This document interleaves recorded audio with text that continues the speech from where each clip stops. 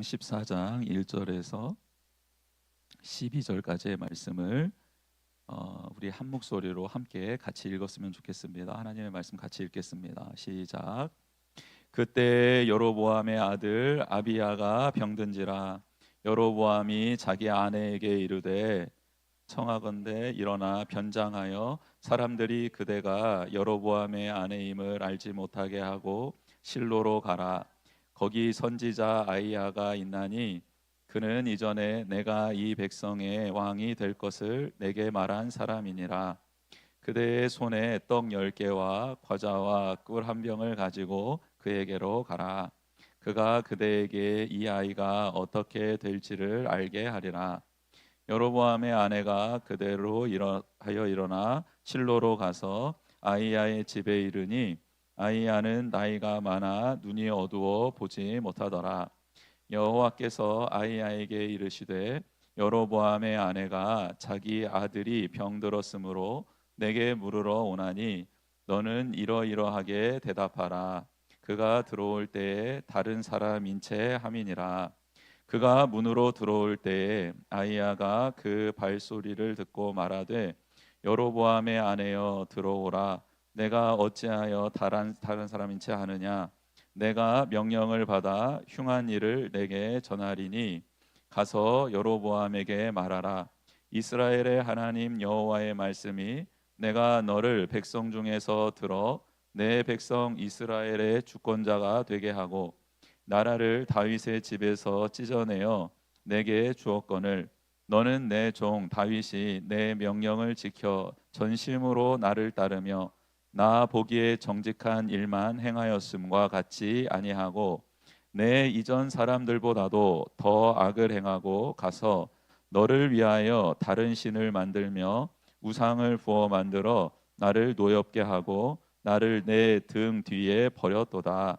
그러므로 내가 여로보암의 집에 재앙을 내려 여로보암에게 속한 사내는 이스라엘 가운데 매인자나 노인자나 다 끊어버리되 거름더미를 쓸어버림 같이 여로보암의 집을 말갛게 쓸어버릴지라.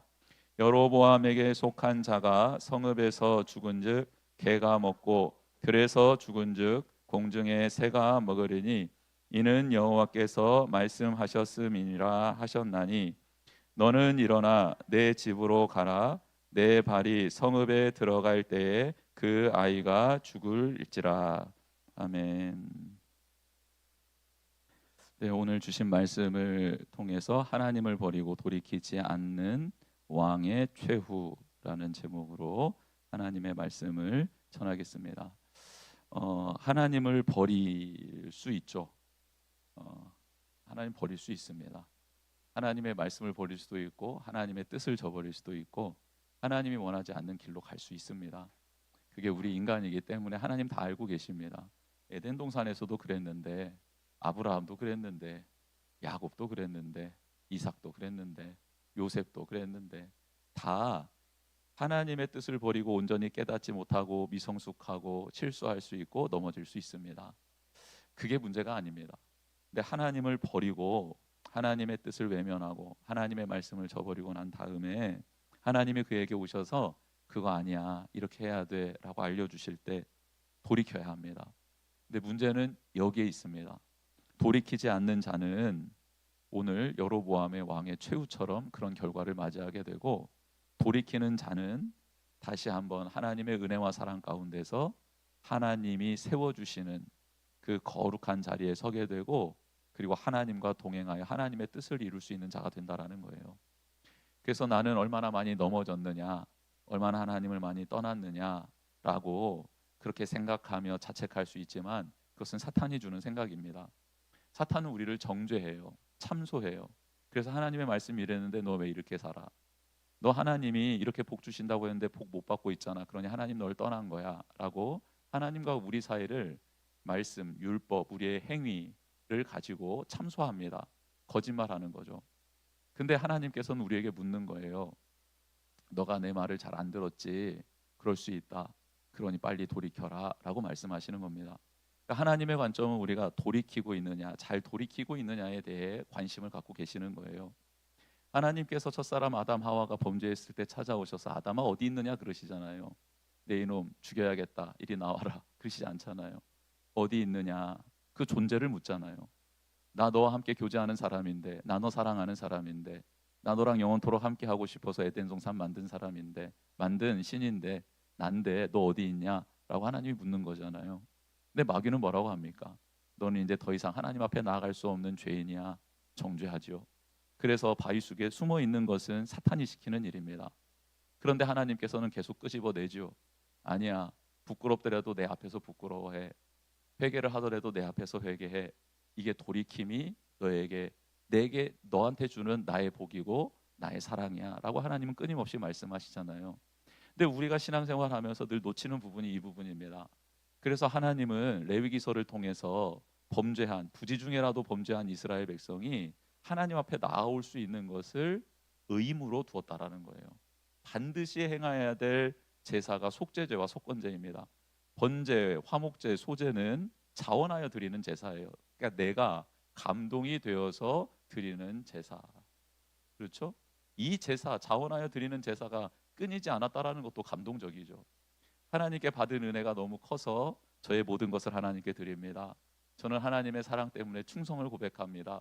하나님이 주신 은혜가 너무 감사해서 저는 천국 잔치를 이 안에서 누려야겠습니다라고 하면서 화목제를 드리는 거죠.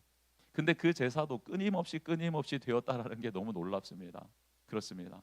하나님은 은혜와 사랑을 충만히 주시고 제사 드릴 것도 충분히 주셔서 감동이 되면 감동되는 대로 바로바로 실천할 수 있도록 이스라엘 백성에게 충만히 채워주신 것이죠. 우리는 착각합니다. 내가 하나님께 무엇을 드려야 될까? 아니요. 하나님은 주시는 분입니다. 사랑하는 성도 여러분, 예배를 드리면서 하나님이 주시는 모든 것을 받아 누리시기를 축복합니다. 영적인, 인적인, 물적인 모든 자원을 받아 누리세요. 하나님 공급해 주시는 분입니다.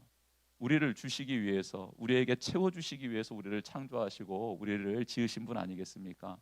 그러니 하나님께 받으러 오세요. 하나님 안에서 누리려고 오세요. 그렇죠?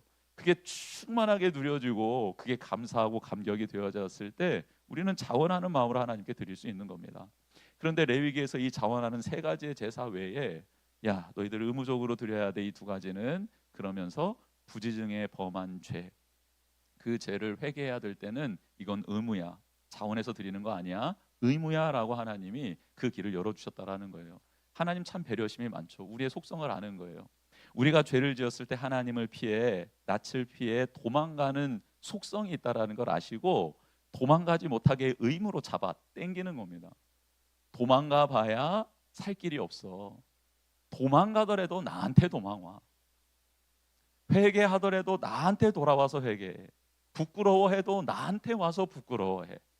눈물 흘리더라도 나한테 와서 눈물 흘려라고 하나님이 죄를 범하여 도망가는 이스라엘 백성을 의무적으로 붙잡아서 반드시 이것은 드려야 되라고 하나님 앞에 올 수 있는 길을 마련해 왔다라는 거예요. 그렇습니다. 여러분, 예수님을 부인하고 배신했던 제자들 다 부인하고 배신했잖아요. 그런데 부인하고 배신한 그 죄책감으로 스스로 목숨을 끊는 사람이 있는가 하면, 그 죄책감으로 부끄럽지만 회개하고 눈물 흘리고 다시 나를 찾아오신 예수님 앞에 제가 잘못했습니다, 저 진짜 주님 사랑합니다, 주님 사랑하는 거 진짜입니다 라고 고백하며 부끄럽지만 그 안으로 들어가서 고백하는 사람, 그 안에 들어가서 다시 치대는 사람, 그 안에 들어가서 나 좀 용서해 달라고 다시 한번 하나님 앞에 부끄럽지만 볼 면목 없지만 그 안에 들어가서 다시 살려달라고 붙드는 사람들이 있다라는 거예요. 근데 하나님은 누구를 찾고 계시나? 부끄럽지만 나아오는 사람, 부끄럽지만 다시 찾아오는 사람을 기다리고 계신다라는 거죠. 예수님께서 두 아들의 비유 해주시면서 둘째 아들 못된 짓 많이 했죠. 그런데 그 아들에게서 배울 점이 한 가지 있다라는 거예요. 그 고난의 때, 절망의 때, 그때 생각나는 아버지. 그래서 생각나서 아니야, 나는 부끄러워서 못 가겠어 라고 하면서 외면하는 게 아니라, 부끄러워 죽겠지만 이제 아들로서가 아니라 종으로, 품꾼으로 써달라고 해야겠다 라고 하면서 돌아와서 저 이제 아버지 아들 아닙니다, 그런데 제가 굶어 죽겠습니다, 품꾼으로만이라도 써주십시오라고 아버지 밑에 들어와 치대는 사람.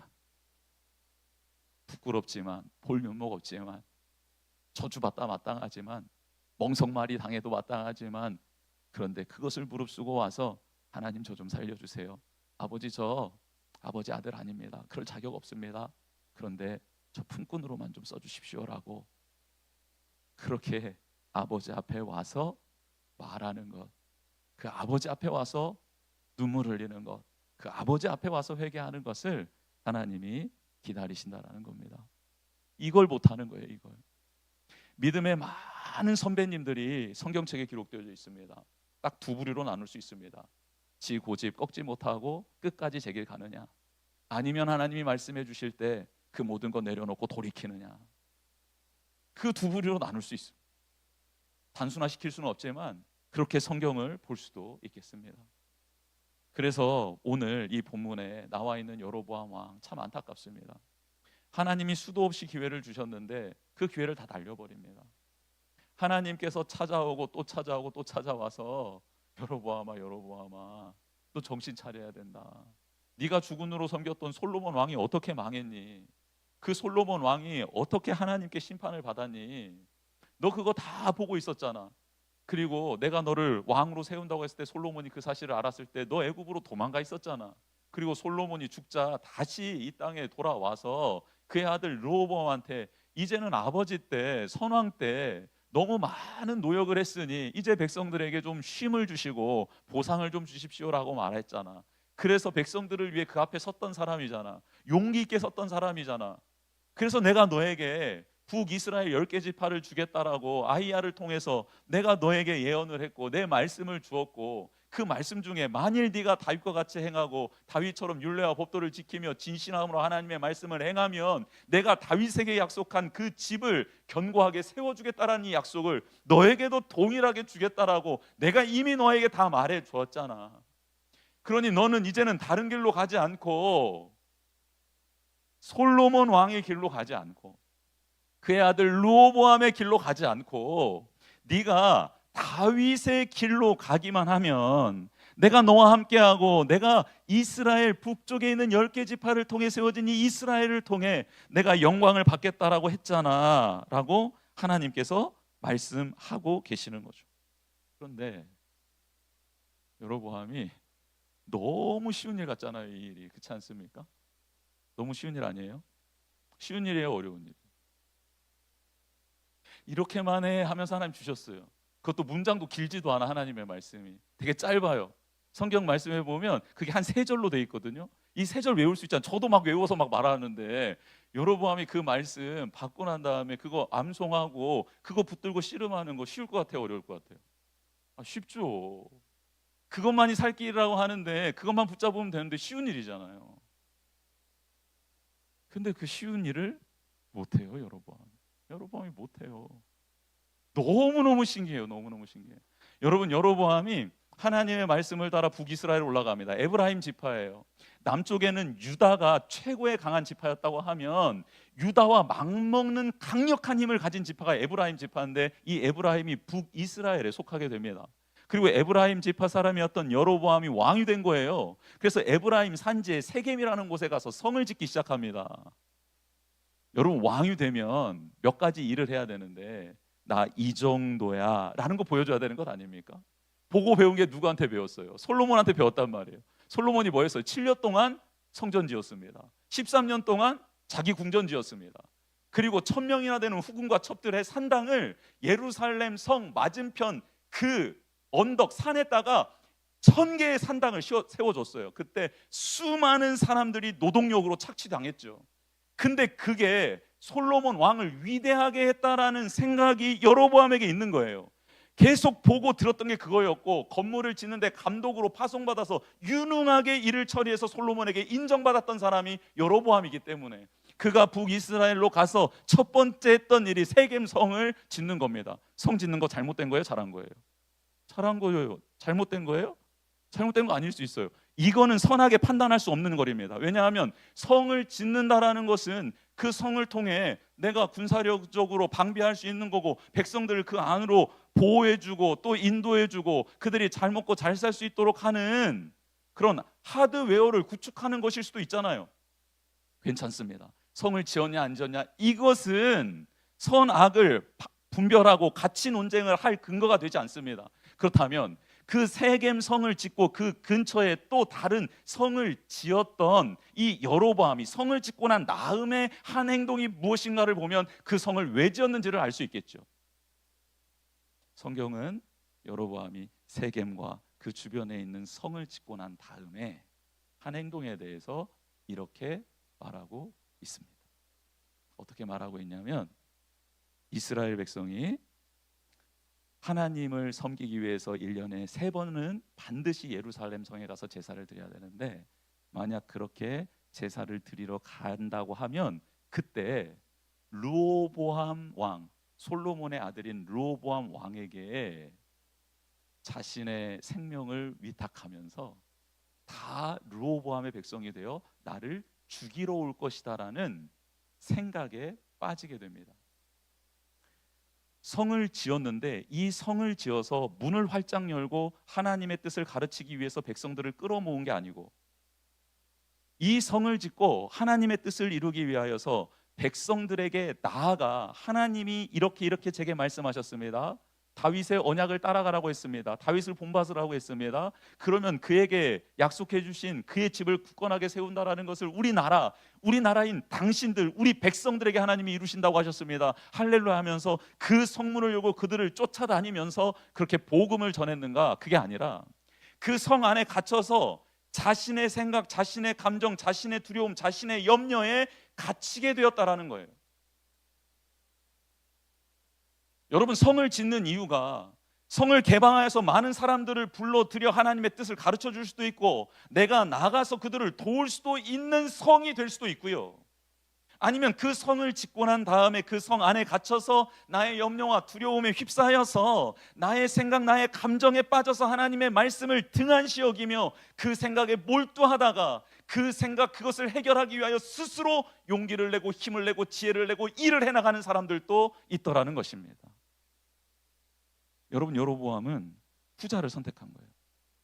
성을 짓고 난 다음에 그 안에 갇혀서 자신의 생각, 감정에 몰두하기 시작합니다. 그러면서 이스라엘 백성이 밑으로 내려갔다가 르호보암의 사람이 돼서 나를 죽이러 올 거야 라는 망상에 사로잡히게 됩니다. 근데 이 망상은 어디에 근거하고 있느냐? 염려와 두려움에 근거하고 있습니다. 염려와 두려움은 무슨 염려와 두려움이었나? 르호보암, 남유다 왕 르호보암에 비해서 자신은 출신이 왕족이 아닙니다. 그렇죠? 그리고 르호보암은 당시 정통을 이어가고 있었어요. 다윗, 솔로몬, 르호보암으로. 다윗에게 하나님이 약속해 주셨던 그 계명은 모든 이스라엘 백성들이 다 알고 있었습니다. 그래서 정통성이 확보가 되어 있는 거예요. 그리고 예루살렘 성 안에 성전이 지어져 있잖아요. 근데 그것은 남유다 소속이었습니다. 르호보암이 그 안에 머무르고 있었어요. 그러니까 종교적으로도 정치적으로도 정당성이 확보되어 있는 게 르호보암입니다. 그러면 여로보암은 그에 비해서 아무것도 없는 거예요. 신하 출신입니다. 호러머니 밑에서 배우고 자랐습니다. 있는 게 없어요. 그리고 와서 봤더니 성은 짓긴 지었는데 이스라엘 백성을 다스릴 이 전체 지역, 이것을 통솔할 수 있는 종교적인 힘, 정치적인 힘이 전혀 없는 겁니다. 이런 염려와 두려움이 이 망상의 뿌리였던 것입니다. 그래서 여로보암이 결정을 합니다. 어떤 결정을 하냐면, 안 되겠다. 이스라엘 백성이 남유다에 가서 예배드리는 것을 막아야겠다. 예배드리는 것을 막으면 될 것 같다. 여러분, 이것은 패착입니다. 그렇죠? 이스라엘 백성이 예배를 드리러 가서 거기에서 하나님을 경험하고 하나님을 만나고 다시 고향 땅으로 왔는데, 여로보암이 하나님의 말씀대로 나라를 다스리고 하나님을 경외하고 있으면 어떻게 됩니까? 그의 왕권이 자연스럽게 세워지는 것이죠. 자신이 하나님을 떠나버리고 하나님이 아닌 자신의 감정, 두려움, 욕망에 사로잡히게 되자 여로보암은 이스라엘 백성도 다 그렇게 될 것이다라고 바라보고 있는 겁니다. 여러분, 사람을 부정적으로 바라보는 사람은 그 안에 부정적인 게 있는 거예요. 사람들을 긍정적으로 바라보고, 그리고 뭔가 일을 할 때 소망 가운데 그리고 선함을 바라볼 수 있는 그 안에 선한 게 있는 거죠. 그러니까 여로보암이 이스라엘 백성을 그렇게 못 믿어하는 것은 본인이 그렇게 하나님을 못 믿고 있기 때문이라는 겁니다. 그래서 그에게 있는 열정과 열심으로 금송아지를 만듭니다. 그리고 베델에, 그리고 맨 꼭대기인 단에 이렇게 금송아지를 배치하고 거기에 제단을 쌓고 이스라엘 백성들한테 이게 바로 너희들을 애굽에서 인도하여 낸 신이다라고 말합니다. 여러분, 이 장면 어디서 본 것 같지 않습니까? 금송아지 지어놓고 이거 너희를 애굽 땅에서 인도하여 낸 신이야 라고 말해주는 장면, 이 장면 어디서 많이 본 장면 아닙니까? 출애굽한 이스라엘 백성, 그 이스라엘 백성이 하나님의 임재가 가득한 시내산 밑에서 벌였던 추악한 범죄였잖아요. 그런데요, 이걸 다 이스라엘 백성이 기억하고 있을 텐데 똑같은 걸로 또 똑같이 범죄합니다. 여러분, 이게 인간의 약함입니다. 사탄은요, 다른 신선한 것으로 우리를 넘어뜨리지 않아요. 똑같은 걸 똑같이 해도 넘어가는 게 우리이기 때문에 똑같이 그렇게 합니다. 너무 신기하죠. 색다른 거 와봐, 내가 다 물리칠 거야 이러고 있으면요, 똑같은 거 와서 그냥 툭 치면 툭 쓰러져요. 그래서 사랑하는 성도 여러분, 우리는 뭔가 신선한 사탄의 공격에 대해서 막 염려하고 두려워할 필요가 없어요. 이제까지 넘어졌던 거 있죠, 그걸로 똑같이 넘어갈 겁니다. 그런데 신기하게도요, 모르고 또 그대로 당합니다. 여러분, 금송아지 만들어 놓고 이거 하나님이라니까요. 이스라엘 백성이 그 앞에 가서요 그렇게 절하기 시작합니다. 여로보암은 수많은 에너지를 들여서 이스라엘 백성을 예루살렘 성전으로 못 내려가게 막기는 했습니다. 근데 그 결과가 무엇인가? 하나님의 심판 메시지를 받게 되는 것이었습니다. 그렇다면 여기서 우리는 깨달아야 됩니다. 혹시 우리가 성을 쌓았다고 합시다. 나의 가치관, 나의 경험, 그리고 내 생각, 내가 배웠던, 내가 살아왔던 짤막한 삶 속에서 느꼈던 것들로 성을 쌓았다고 합시다. 그렇다면 하나님께서는 이렇게 말씀하시는 겁니다. 그거에 대해서 내가 왈가왈부하지 않겠다. 그거에 대해서 말하지 않겠다. 그렇다면 너는 그 성문을 열고 나의 생각, 나의 뜻을 받아들일 용의가 있니? 내가 이것은 옳지 않다고 하면 그것을 가져다가 버릴 생각이 있니? 이것은 이렇게 바꿔야 한다고 하면 그것을 리모델링할 생각이 있니라고 하나님께서 우리에게 물으시는 거예요. 그랬을 때 우리가 아니요, 그럼 당연하죠, 하나님 그렇게 할 수 있습니다 라고 하면서 하나님이 주신 말씀을 붙들고 씨름하는 편을 선택한다면요, 우리는 하나님의 말씀대로의 복을 받게 될 줄 믿습니다.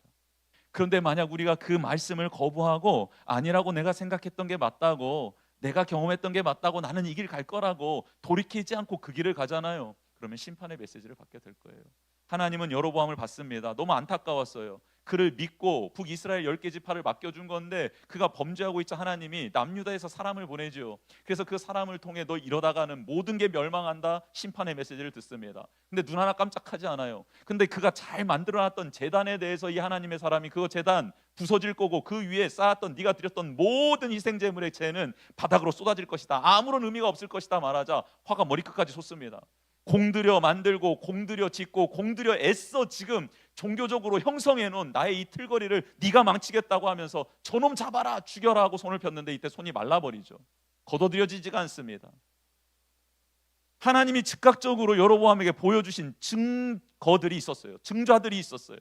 그렇다면 그때라도 회개하고 돌이켜서 하나님이 보내주신 그 선지자 앞에 죄를 고백했어야 되는데 여로보암이 죄를 고백하지 않습니다.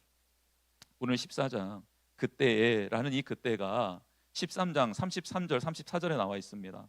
여로보암이 이 일 후에도, 금방 말씀드렸던 이 일련의 일들, 이 일들 후에도 하나님의 말씀을 들었고 하나님의 기적적인 증거를 맛보았음에도, 그럼에도 불구하고 이 일 후에도 그의 악한 길에서 떠나 돌이키지 아니함으로, 밑줄 그어야겠죠. 돌이키지 아니하고 악한 길을 걸어갔던 것 오케이, 그래, 그럴 수 있다고 생각하자. 두려움, 염려 때문에, 그리고 열등감 때문에, 그래서 그랬다고 치자. 그래, 그러면 너 이제는 돌이켜야 돼 라는 하나님의 메시지 가운데 그가 돌이키지 않았다라는 거예요. 다시 일반 백성을 산당에 제사장으로 삼되 누구든지 자원하면 그 사람을 산당의 제사장으로 삼았으므로, 하나님이 하나님을 예배하는 제사장은 특별히 거룩하게 구별하셨거든요. 어떻게 세우라는 모든 일련의 율법을 다 주셨습니다. 근데 그 말씀을 깡그리 무시하는 거예요. 여러분, 이렇게 염려와 두려움에 휩싸인 사람이 무섭습니다. 그것을 뿌리에 두고 좌절해 있거나 그것을 뿌리에 두고 교만해 있는 사람이 무서운 이유가 이것 때문입니다. 하나님의 말씀이, 성령님의 감동이 전혀 그에게 들어가지 않는 거예요. 무섭죠. 무서운 사람입니다. 이 일이 여로보암 집에 죄가 되어 그 집이 땅 위에서 끊어져 멸망하게 되니라. 1년에 이런 과정이 겪어지고, 그리고 또 시간이 지나고 있는 그때에 14장, 여로보암의 아들 아비야가 병든지라. 여로보암에게 아들이 있었는데 아비야라는 아들이 있었습니다. 근데 아비야라는 뜻은, 이 야는 여호와라는 것이고 아비라는 뜻은 아버지라는 뜻입니다. 그러니까 여호와를 아버지로 삼다라는 너무 아름다운 이름이에요. 아비야. 여로보암이 그래도 하나님을 의지했던 그 시대에 이 아들이 태어나고 그렇게 이름을 지어주었을 것이다라고 신학자들은 추정을 합니다. 그때가 있었던 거죠. 근데 아비야가 병이 들은 거예요. 그래서 너무 아파서 시름시름 앓고 있는 겁니다. 여러분, 악한 아비라도 자녀가 아플 때는 그에게 약을 지어다 주는 게 아비의 마음이죠. 여로보암도 그렇게 아비야를 살리기 위해서 애를 썼을 겁니다. 그런데 병이 차도가 없자 자기 아내를 불러서 아내를 분장을 시킵니다. 여로보암의 아내라는 것을 사람들이 못 알아보게 분장을 시켜요. 어떻게 분장시켰는지 모르겠으나 아무튼 분장을 시킵니다. 그러면서 여로보암이 자기 아내를 남쪽에서 예전에 자기한테 북이스라엘의 왕이 될 거라고 예언해줬던 아히야에게 찾아가 보라고 합니다. 여러분, 이 여로보암의 이 행태가 너무 이율배반적이지 않습니까? 자기가 여호와 하나님이라고 세워놨던 신이 있습니다. 우상이 있어요. 송아지가 있습니다. 금송아지한테 가서 기도하고 애원해야 되잖아요. 근데 아는 거예요. 여로보암이 뭘 알아요? 자기가 세운 우상은 하나님이 아니라는 걸 알아요. 자기가 세운 신은, 이 제단은 아무런 가치가 없고 의미 없다라는 것을 알아요. 근데 백성들을 붙잡고자, 자기의 이 불안함을 해소하고자 거짓으로 만들어낸 것이라는 걸 알고 있어요. 그래서요, 절체절명의 위기의 순간에는 내 아들이 어떻게 될지 알고 싶을 때는 금송아지한테 찾아가지 않고 선지자 아히야에게 가서 물어보라고 합니다. 여러분, 이런 여로보암, 이거 정말 혼쭐 나야 되지 않겠습니까? 그렇다면 우리는 어떻습니까? 우리는 하나님을 믿노라고 하고 하나님을 예배하노라라고 하는데 절체절명의 순간에 정말 하나님을 찾습니까? 아니면 통장 잔고를 열어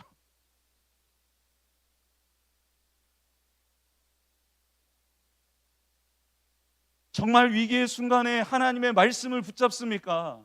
아니면 내게 도움을 줄 수 있는 어떤 일을 먼저 찾아갑니까? 제가 지금 말하는 것은 우선순위를 말하는 거예요. 하나님은 사람을 통해 역사하시고 통장 잔고를 통해 역사하십니다. 이것을 부인하는 게 아니에요. 그런데 우리는 그 순간, 절체절명의 순간에 그 파도가 넘실거리는 갈릴리 바다 호수 한복판에서 그 잠겨져 가는 배를 바라보며 한탄하고 있습니까? 아니면 아무리 저어도 한 걸음도, 한 치 앞으로도 나갈 수 없는 그 노를 붙들며 안간힘을 쓰고 있습니까? 아니면 나를 부르시는 예수 그리스도의 음성에 귀를 기울이고 두렵고 떨리는 마음으로 그분을 바라보고 있습니까? 한 끗 차이예요. 먼저 하나님 아버지 앞에 나와 그분의 말씀을 붙들고 그분의 음성에 귀를 기울이고 난 다음 은행을, 권력자를, 도움을 줄 수 있는 사람들을 찾아가는 것, 오케이, 괜찮습니다. 근데 우리는 반대로 행동하고 살아갈 때가 참 너무 많이 있죠.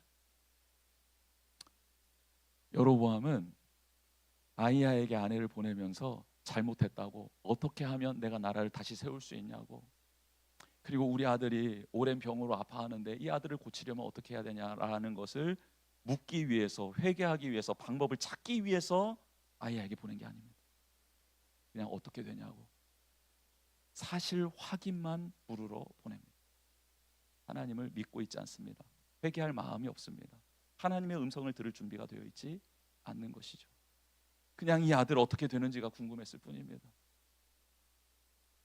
여러분, 눈이 멀쩡한 여로보암, 그 아내, 힘이 있고 권력이 있는 여로보암.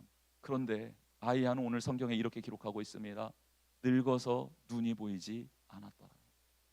그런데요, 늙었고 눈이 보이지 않는 아히야 선지자였지만 하나님과 교제하고 하나님과 동행했던 그는요, 하나님의 말씀을 직접 듣고 백성이 살 길, 그리고 여로보암이 어떻게 될지를 정확히 전달해 줄 수 있는 영적인 사람, 권위가 있는 사람, 영향력이 있는 사람이었고요, 모든 것을 다 갖추고 모든 것을 할 수 있었지만 하나님과의 관계가 단절되고 하나님의 말씀을 외면하고 버렸을 뿐만 아니라 돌이키지 않고 있는 여로보암은요, 멸망의 길로, 죽음의 길로 걸어가는 존재였다라는 사실입니다. 여로보암의 아내가 변장하고 들어오는데 아히야가 말합니다. 여로보암의 아내 어서 들어오세요. 깜짝 놀랐겠죠. 그리고 난 다음에 너 누구냐 묻지도 않습니다. 궁금한 거 묻지도 않습니다. 뭐 물어보러 왔냐 묻지도 않습니다. 그냥 말해줍니다. 하나님이 내게 당신에게 전해준 말 여로보암 왕에게 전해주십시오 하고 정확히 말합니다. 말할 때 하나님의 안타까움이 그 말 속에 담겨져 있습니다. 다윗에게 약속해 주셨던 걸 너에게도 약속해 줬던 것 기억하지가 먼저입니다. 그러니까 하나님께서는 돌이키기를 원하시는 마음이 담겨져 있는 거죠. 그런데 너는 나를 너의 등 뒤로 버려버렸다라고 말합니다. 여러분, 여로보암이 앞에 두고 모시며 바라보며 따라가야 될 대상은 여호와 하나님 그분의 말씀이었고, 그가 등 뒤로 둬야 될 것은 우상 숭배와 자기 의와 자기 감정과 자기 욕심이었습니다. 그런데 위치가 바뀌게 되자 그는 멸망하게 되는 것이죠. 사랑하는 성도 여러분, 우리 앞에 하나님, 그 하나님을 바라보고 주님을 바라보며 따라가는 은혜 가운데 있습니까? 아니면 내가 좋아하는 것, 내가 원하는 것, 나의 열등감과 두려움이 투영되어 만들어 놓은 그 우상 송아지, 금송아지, 그 제단이 내 앞에 있어서 그걸 보며 따라가고 있습니까? 여러분, 그 결과는 너무너무 상반됩니다. 여호와 하나님을 나의 목자로 삼고 그분의 음성을 듣고 그분의 지팡이 소리, 그립의 발길 소리를 듣고 따라가는 우리가 되기를 주님의 이름으로 축복합니다. 여호와 하나님을 내 등 뒤에 두는 게 아니라 내 앞에 모시며 그분을 따라가는 참된 주님의 자녀가 되기를 주님의 이름으로 축복합니다. 여러분, 이 안타까운 이 상황 속에서 이 여로보암의 아내 아비야의 엄마였던 이 왕비는 이 소식을 듣게 됩니다. 네가 너의 성읍에 발이 닿을 때 네 아들이 죽게 될 것이다. 여러분, 부모의 발걸음, 부모의 손길은 자녀에게 생명의 공급이요, 위로요, 치유와 회복의 발걸음, 손길이 되어야 하죠. 근데 하나님을 떠난 부모의 발걸음은요, 자녀를 살리는 발걸음이 아니라 자녀의 죽음을 바라보게 되는 발걸음이 될 수 있다라는 너무 큰 경고의 메시지가 오늘 본문 안에 숨겨져 있습니다. 자녀의 믿음 생활을 위해서 격려하고 채찍하고 뭐 이렇게 말할 수 있겠습니다. 그런데 먼저는 하나님이 부모인 나의 믿음, 나의 신앙을 점검해 보라라고 지금 우리에게 말씀해 주고 있습니다. 그래서 본받을 수 있도록 자녀들이 본받을 수 있는 믿음의 사람이 되기를 하나님이 원하신다는 것이죠. 그러면 이 아비야의 죽음을 어떻게 바라봐야 될 것인가? 오늘 성경은 우리에게 귀한 가르침을 주고 있습니다. 이 아비야에 대해서 성경은 말하고 있죠. 아비야의 죽음에 대해서 우리가 읽지는 않았지만 성경 말씀에 이렇게 기록되어 있습니다. 14장 14절 말씀, 13절 말씀입니다. 제가 읽어드리겠습니다. 온 이스라엘이 그를 위하여 슬퍼하며 장사하려니와 여로보암에게 속한 자는 오직 이 아이만 묘실에 들어가리니 이는 여로보암의 집 가운데서 그가 이스라엘의 하나님 여호와를 향하여 선한 뜻을 품었음이니라. 아멘. 여로보암의 가문 전체 중에서 여호와 하나님을 사모하며 선한 마음을 품었던 사람은 딱 한 사람, 아비야뿐이었습니다. 그래서 하나님이 아비야를 데려가신 것입니다. 여기에서의 죽음은 저주와 심판이 아니라 하나님의 긍휼과 구원입니다. 모든 여로보암의 사람들이, 남자들이 심판을 받고 개에게 물어뜯기고 새의 밥이 될 그런 저주를 받아 심판을 받게 될 그 자리에서 하나님은 아비야를 죽음을 통해 하나님의 품 안으로 인도해 주신 것입니다. 여러분, 우리는 이분법적으로 세상을 바라볼 때가 많습니다. 잘 사는 사람은 하나님께 복 받았다. 우리 기준으로 좀 못 사는 사람, 돈이 없는 사람, 가난한 사람, 좀 힘들게 사는 사람은 하나님께 저주를 받았다. 예수님 당시 제자들이 물어보죠. 이 소경은 자기의 죄 때문입니까? 날 때부터 소경된 자, 날 때부터 시각장애인이 된 이 사람은 부모의 죄 때문입니까? 자신의 죄 때문입니까? 할 때 예수님이 그 누구의 죄 때문이도 아니다. 하나님의 영광을 드러내기 위하여 하나님이 이렇게 하신 것이다라고 하면서 그 소경의 눈을 띄워주시면서 오직 메시아만이 눈먼 자를 눈뜨게 한다라는 이 말씀을 성취하시는 거룩한 존재로 하나님이 그 영혼을 사용하시죠. 그 영혼을 부르시고 치유하십니다. 여러분, 병들면 하나님께 저주받은 겁니까? 건강해서 죄 짓는 사람이 얼마나 많습니까? 건강해서 하나님께 영광 올리는 사람들도 많습니다. 병들어서 하나님께 영광 올려드리는 사람들도 많습니다. 그렇게 이분법적으로 하나님이 저주해서, 하나님이 심판해서, 하나님이 벌 내리셔, 하나님이 복 주셨어, 하나님이 함께 하셔, 하나님 은혜를 베풀어 주시네라고 판단할 수 있는 단순 논리가 아니다라는 것이죠. 어떤 이에게 죽음은, 그 죽음은 심판을 면한 하나님의 구원의 방법이 될 수 있다라는 사실을 오늘 성경 말씀을 통해 우리는 알게 됩니다. 그 심판의 자리에서 너는 내가 면하게 해주마, 너는 내 품에 거하라, 열조의 무덤 안에 들어갔다라는 표현을 쓰십니다. 사랑하는 성도 여러분, 돌이키는 은혜가 있기를 원합니다. 넘어질 수 있어요. 실수할 수 있어요. 잘못할 수 있어요. 저도 그러니까요. 그런데 그때 돌이킬 수 있는 게 복입니다. 그것을 하나님이 기다리고 계시는 거예요. 사탄은 계속 정죄할 겁니다. 참소할 것입니다. 그런데 우리는 부끄럽지만 일어서서 하나님 앞에 나아가야 합니다. 그동안 잘못한 게 산더미인데 그럼에도 불구하고 잘못했다라고 돌이키는 겁니다. 하나님, 저를 긍휼히 여겨주십시오. 불쌍히 여겨주십시오. 하나님 안에서 벌 받겠습니다. 하나님 안에서 당하겠습니다. 이게 다윗이 고백했던 것 아닙니까? 그렇게 잘 나가던 다윗이 하루아침에 간음했다라는 이 사건 하나로, 하나님의 주권을 인정하지 않았다라는 이 사건 하나로 내리막길을 걷는데요, 정말 비참한 인생이 되고 맙니다. 그런데 그 비참한 속에서도 하나님 안에 거하려고 몸부림을 칩니다. 하나님, 다 가져가셔도 좋습니다. 제가 망해도 좋습니다. 저의 가문이 사라져도 좋습니다. 이 왕권이 무너져도 좋습니다. 그런데 주님의 영을 저에게서는 거두지 말아 주십시오라고 주님 품 안에서 벌을 받겠노라고, 달게 받겠노라고 그 안으로 들어가는 거예요. 그러니 하나님이 그걸 보면서 마음에 합하다고 하시잖아요. 정말 너는 나를 잘 아는구나. 그래, 나는 공의를 베풀지만, 정의를 베풀지만 그 안에 사랑과 긍휼이 가득한 나 여호와 하나님임을 네가 알고 있구나. 십자가에서 이루신 완전한 그 사랑과 공의가 우리 앞에 있습니다. 하나님 우리를 정죄하려는 게 아니라 돌이켜 다시 일어설 수 있게 해주시기 위해서 우리를 부르신 것이죠. 하나님을 버릴 수, 떠날 수, 외면할 수 있습니다. 그런데 돌이키느냐 돌이키지 않느냐에 따라서 여로보암의 길을 갈 수 있고 다윗의 길을 갈 수 있습니다.